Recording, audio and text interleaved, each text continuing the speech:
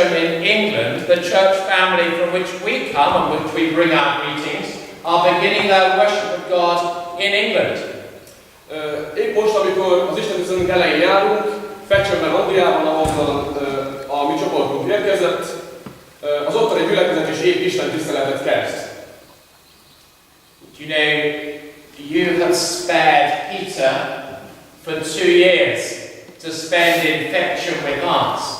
And I want to say to you, thank you for sparing him, because Peter's work with our young people in Fetchön has made a real difference to helping some of our youngsters begin to grow up as practicing Christian young people. This is embarrassing for you, isn't it? Nem hiszem, le kellene fordítanom, mert engem dicsértve. Köszönjük szépen, hogy Pétert elengedték 2 évre hozzánk Fetchönbe, ahol ifjúsági munkát végzett, és a néhányan a fiatalok közül, akik itt vannak, ő nagyon sokat segített nekik. Ennyi elég az.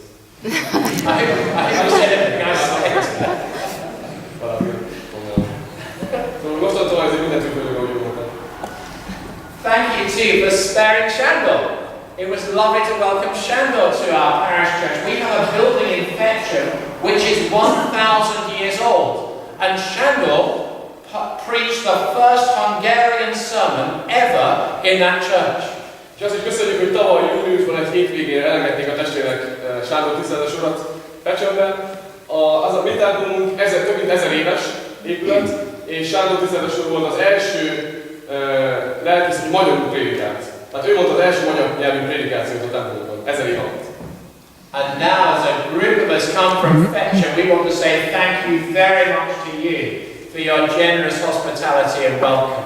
És harmadrészt, mint ez a csoport, aki itt van pár napra, és itt van még néhány napig Tiszaföldvárra, szeretnénk köszönetet mondani azért a kedves szeretet, ami vendégeskedésünkért itt, hogy ilyen a szeretetet kapunk minden mondani. I want to ask you, now that Peter has come back from England to resume his studies, there's something you can do for him which is very, very important. Will you continue to pray for him and to support him? You again. Szeretnélek vagy önöket megkérni egyetlen egy dologra, hogy Péter visszatért Magyarországra, kérem, ne hagyják abba az imádságot. Peter, before I start my sermon, I realise this is quite difficult for you because I know some people in the congregation speak English and Hungarian, don't they? Az olyan, hogy úgy tűnik, hogy elég nehéz lehet nekem a dolgom, mert biztos van itt néhány dolgot tud angolni.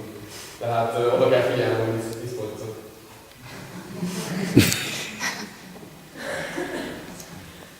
I want to compare 2 birds. Szeretnék összehasonlítani 2 madarat. First of all, a bird with which I think you're quite familiar in this part of Hungary, the eagle. Először is egy madár, amivel a testvérek valószínűleg, amit a testvérek nagyon jól ismernek ezen a környéken, Magyarország ezen a részén, a sas. Now, in the United Kingdom we don't see many eagles. You have to go to the mountains to see an eagle. Az Egyesült Királyságban, ahol mi jövünk, nem nagyon találkozunk sasokkal. Föl kell menni a hegyekbe külön, hogy egy sas lehessen látni. I have a clear memory of walking down a valley in Scotland with the mountains on both sides.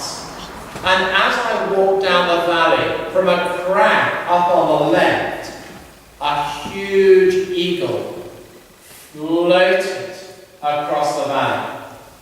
Nagyon tisztán emlékszem, hogy néhány évvel ezelőtt Skóciában, a hegyekben sétáltam egy völgyben, és egy szikláról, egy szikla oldaláról egy sas siklott le a hegy oldaláról a levegőben. And as it spread its wings, it floated backwards and forwards along the line of the cliff, getting higher and higher and higher.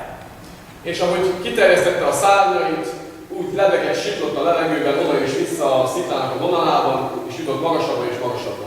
It seemed so effortless. The eagle was soaring.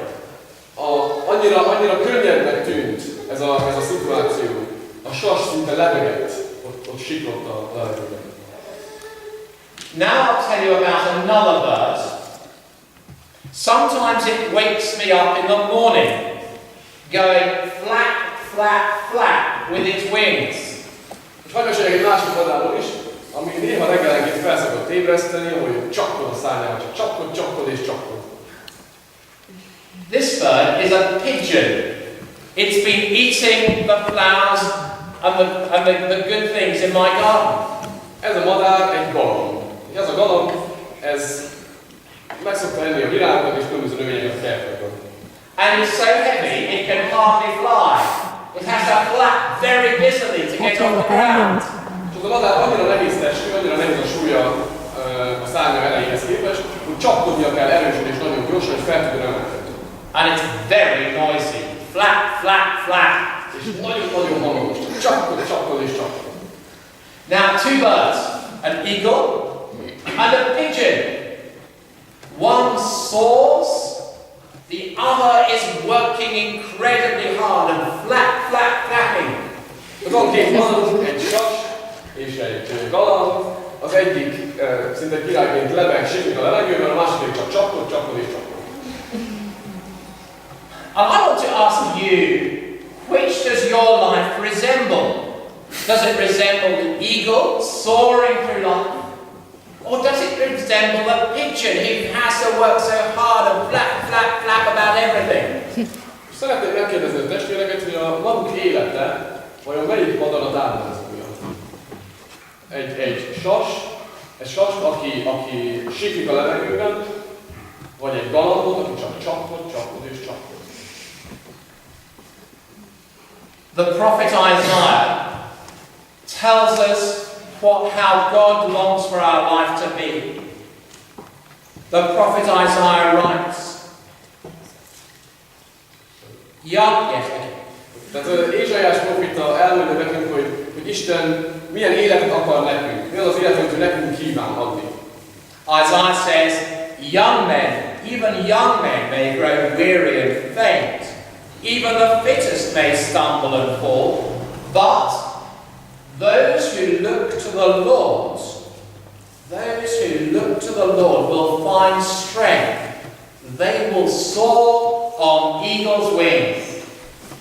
Ézsaiás azt mondja, hogy elfáradnak és elnajtanak az ifjak, még a legkiválóbbak is megbotlanak, de akik az Úrban bíznak, erejük megújul, és szárnyra kelnek, siklanak, mint a sasok.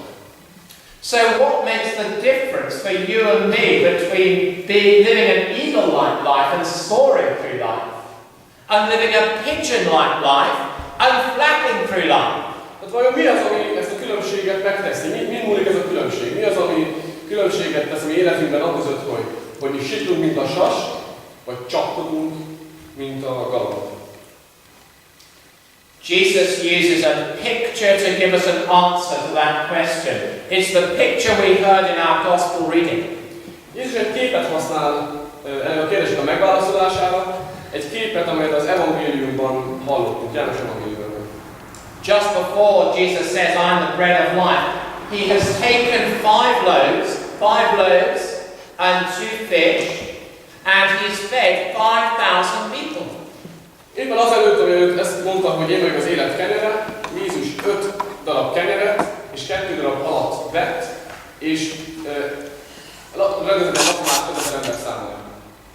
Now I know today is your festival because we're celebrating God's generosity in the harvest, and so you have the festival of new bread.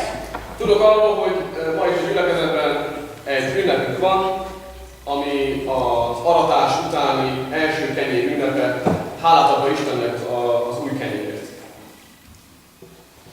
And so we have this sign of Jesus Christ, the bread. Jesus says, I am the bread of life. If you feed from me, you won't be hungry, Jesus says. És most itt látjuk az Úr asztalán azt a jelet, azt a jegyet, amiről Jézus beszél, a kenyér, és ő azt mondja, hogy az, aki ebből a kenyérből eszik, az én kenyeremből eszik, az jól fog lakni.